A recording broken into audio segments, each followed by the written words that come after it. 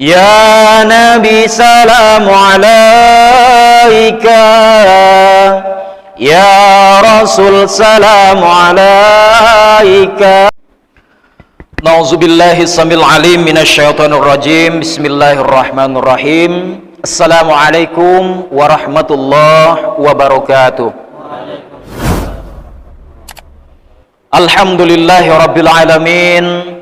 Qabla alhamdulillahi rabbil alamin wa ba'dahu alhamdulillahi rabbil alamin. Asyhadu an la ilaha illallah wahdahu la syarika lah wa asyhadu anna Muhammadan abduhu wa rasuluh la nabiyya ba'da. Allahumma salli wa sallim ala sayyidina Muhammad wa ala ali sayyidina Muhammad. Faqala Allah ta'ala fil Qur'anil Karim, na'udzu billahi samil alim minasyaitonir rajim. Mathalul ladzina yunfiquna amwalahum fi sabilillah kamathali habbatin ambatat sab'a sanabil fi kulli sumbulatin mi'atu habbah wallahu yudha'ifu liman yasha wallahu wasi'un alim. Alladzina yunfiquna amwalahum fi sabilillah thumma la yutbi'una ma anfaqu mannaw wala adha lahum ajruhum 'inda rabbihim wala khaufun 'alaihim wala hum yahzanun. Al-Baqarah ayat 261 263. Shadaqallahul azim wa sadaqan nabiyul karim wa nahnu 'ala dzalika minasyahidin wa syakirin walhamdulillahi rabbil alamin. Langkah yang pertama, tiada bosan-bosannya kita menghaturkan rasa syukur kepada Allah Subhanahu wa ta'ala yang telah memberikan kepada kita yakni hidayah berupa kesehatan dan juga kesempatan, sehingga pada sampai detik ini di subuh yang mulia ini Allah masih memberikan kepada kita yakni hidayah berupa kesehatan, kesempatan melakukan i'tikaf yang sebelumnya kita melaksanakan ibadah sholat subuh secara berjamaah. Mudah-mudahan saja Allah menerima amal ibadah kita semua. Amin ya rabbal alamin. Salawat bertangkaikan salam pula kepada baginda alam Nabi Muhammad sallallahu alaihi wasallam yang berlapaskan Allahumma salli ala sayyidina Muhammad wa ala ali sayyidina Muhammad. Mudah-mudahan saja dengan memperbanyak salawat kepada baginda alam kita mendapat syafaat di yaumil akhir nanti. Amin ya rabbal alamin. Ya Nabi salam alaika, Ya Rasul salam alaika, Ya Habib salam alaika, salawatullah alaika. Assalamualaikum ya Rasulullah sallallahu alaihi wasallam. Yang besar tak saya sebut gelar, yang kecil tak saya sebut nama, yang alim dengan ilmunya, yang tua dengan nasihatnya, yang muda dengan takahnya, yang kecil pula dengan lasaknya. Izinkan kami pada subuh ini memberikan tausiah, bukan ingin mengajari ikan berenang, bukan pula ingin mengajari jamur berpayung. Saling mengingatkan watawasau bil haq watawasau bis sabri. Para jemaah salat subuh yang dimuliakan, mudah-mudahan saja setiap langkah kita menuju rumah Allah Subhanahu wa ta'ala, setiap langkah yang dijanjikan oleh baginda Rasul diterima dan kita terima nanti di yaumil mahsyar nanti. Amin ya rabbal alamin. Para jemaah salat subuh yang dirahmati Allah, di dalam surah Al-Baqarah ayat 261 yang sudah dibacakan tadi, masalul ladzina yunfiquna amwalahum fi sabilillah. Sebelum kita memulai acara tadi, kita sudah ditegur oleh anak yang sekecil-kecilnya dengan membawa baki, dengan membawa baskom. Kita ditegur oleh Allah melalui anak kecil yang paling pertama kali sebelum mengadakan pengajian. Kenapa demikian? Karena memang anjuran Rasulullah Sallallahu Alaihi Wasallam, berpagi-pagilah kamu dalam berinfak. Ada sahabat Rasulullah belum melaksanakan ibadah sholat subuh, kebiasaan dia adalah bersodakoh atau berinfak.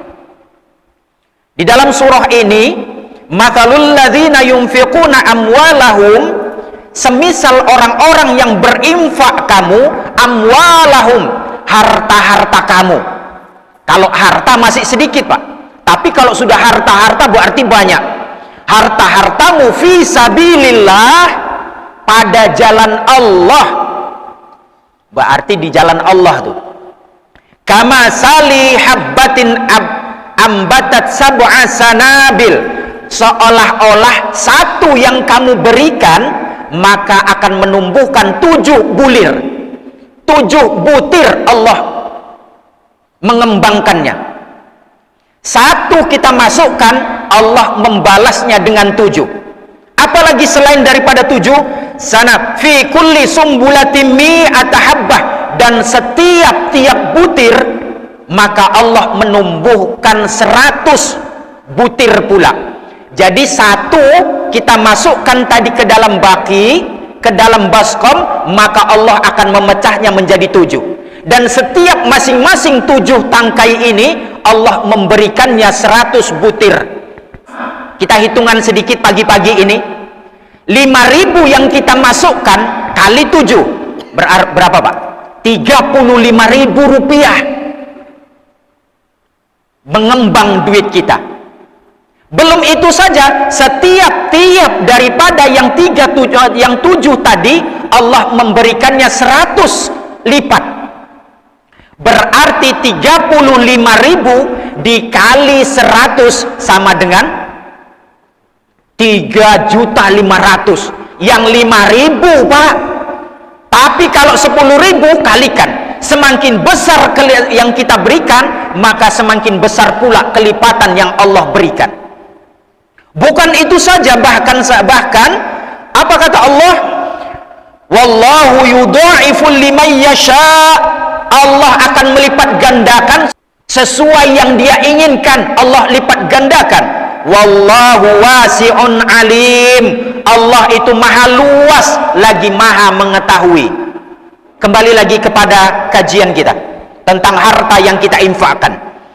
Mathalul ladzina yunfiquna amwalahum fi sabilillah ba'asana bilaku fi kulli sumbulatin mi'a habbah wallahu yudha'ifu liman yasha wallahu wasi'un alim. Abdurrahman bin Auf, orang yang terkaya di zaman Rasulullah sallallahu alaihi wasallam, paling kaya Pak Abdurrahman bin Auf. Sampai apa doanya? Doanya luar biasa Pak. Dia tidak mau lagi kaya, jangan ditambahi hartanya. Coba kita Pak, di antara ini yang kaya, kira-kira kalau dikasih harta kekayaan mau lagi enggak? Sampai Abdurrahman bin Auf berdoa dia kepada Allah, ya Allah jangan kau tambahkan rezekiku lagi, karena rezekinya luar biasa Pak. Rezekinya luar biasa, kekayaan hartanya tuh luar biasa. Dan suatu saat Rasulullah Shallallahu Alaihi Wasallam mengatakan kepada sahabat-sahabatnya bahwasanya nanti di akhirat nanti aku akan berkumpul dengan orang-orang yang miskin. Mendengar itu Abdurrahman bin Auf sedih.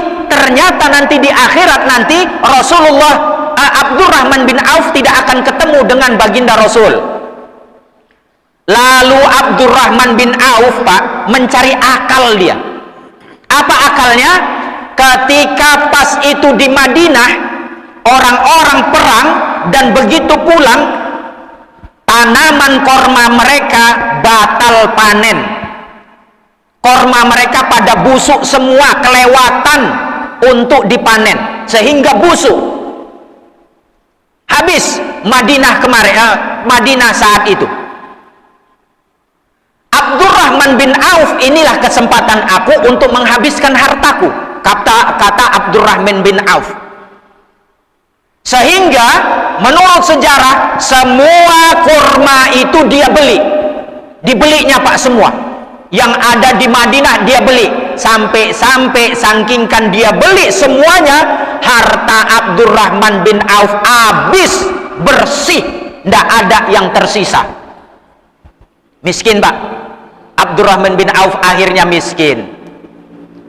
Ternyata Allah itu sudah menjanjikan siapa yang berinfak Allah akan melipat gandakan 7 menjadi 100, yudha'iful liman yasha.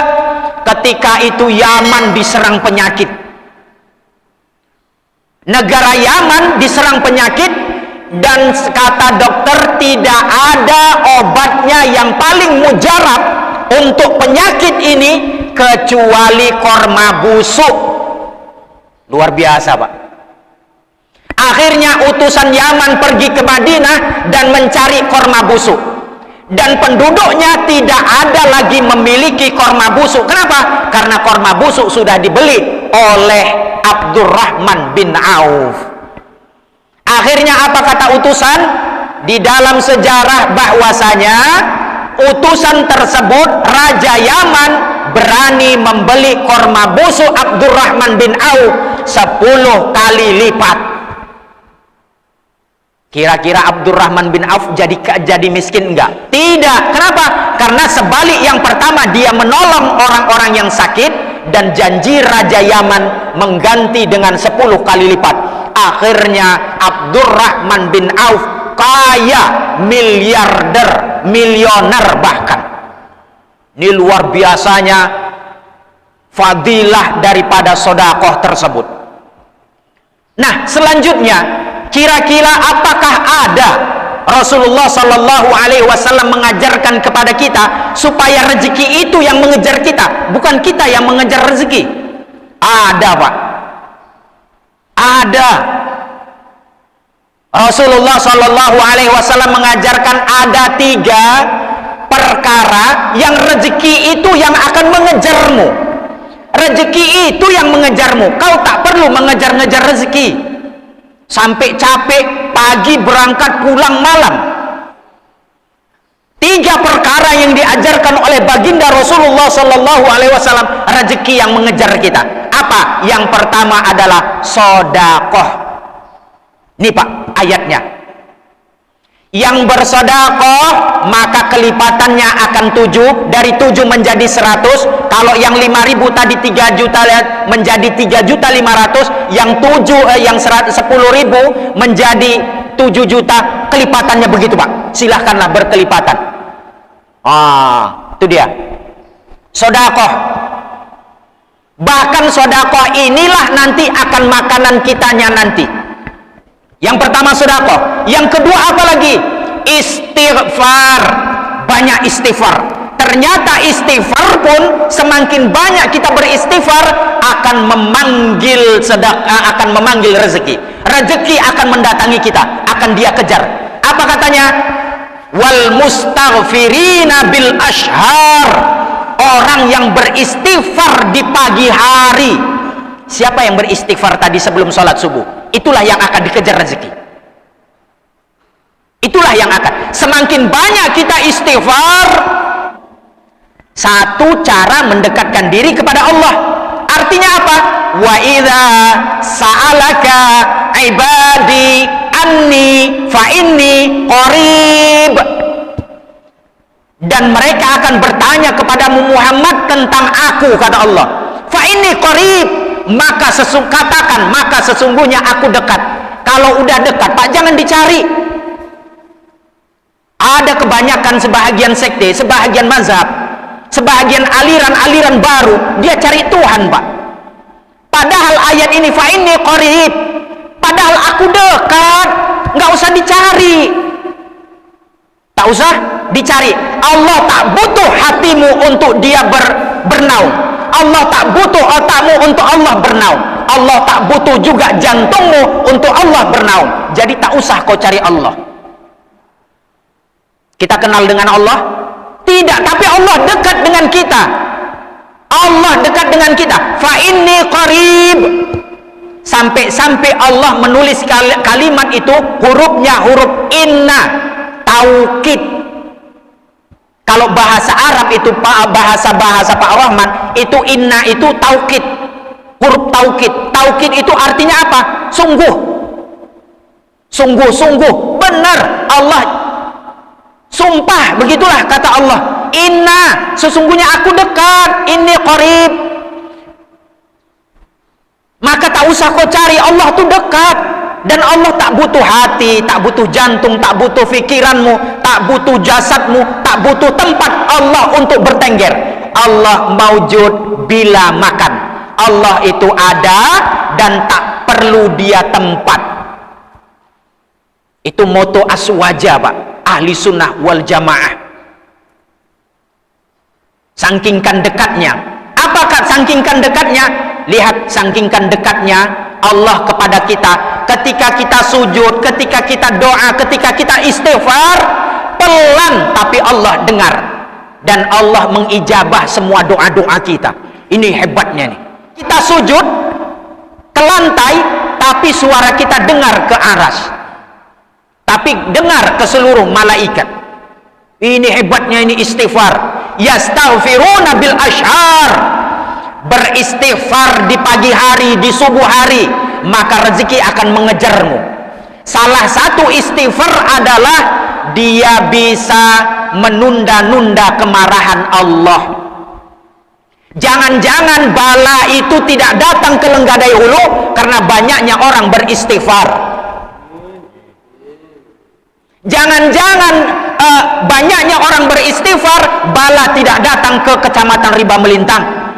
Jangan-jangan kita sampai detik ini beristighfar, maka damai keluarga kita, berkah rezeki kita, sehat badan kita, sehat istri, sehat anak. Ternyata salah satu adalah istighfar. Beristighfar ternyata adalah bisa rezeki mengejar kita.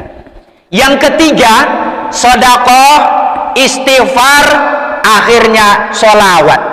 Sholawat ternyata bisa membangkitkan dan rezeki itu akan mengejar kita.